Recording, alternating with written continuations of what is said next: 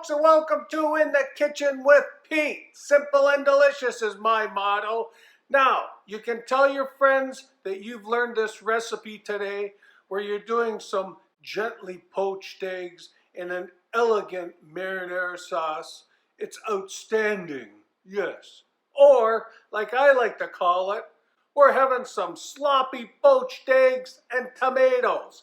It's delicious and simple. I've been doing this since my camping days in tents.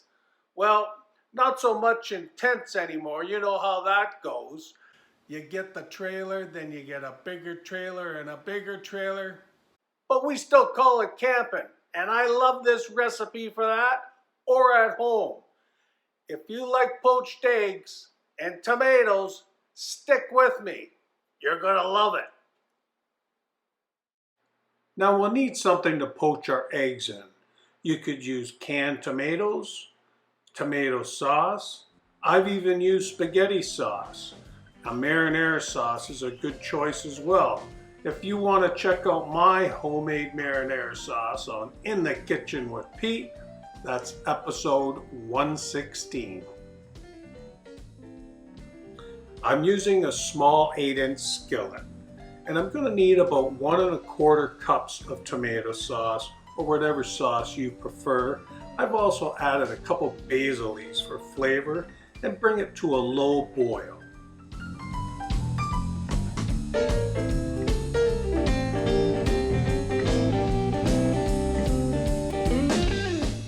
Crack your eggs directly into the sauce. It only takes a couple of minutes for the eggs to set up while covered. And then we'll lift up the top and add a little bit of shredded cheese. Get that lid back on there to melt it and finish cooking. It only takes another 2 minutes. The total cook time only takes 4 to 6 minutes depending on how soft you like your eggs. I use a spatula to loosen it up and just slide them over on top of my toast. Oh my, is that sloppy? Yep. Is that delicious? You betcha. I mentioned earlier about camping. Well, I guess I better use my finest paper plates here and some thick cut bacon. Oh yeah. Well, I hope you get a chance to try my sloppy poached eggs and tomatoes. And if you have a big crowd, no problem. Put it in a larger skillet. Little more tomato sauce, use a spoon to scoop them out. It works every time. And leave me a comment. I'd love to know what you think about it. Just leave a comment down below. And don't forget to click that little red subscribe button.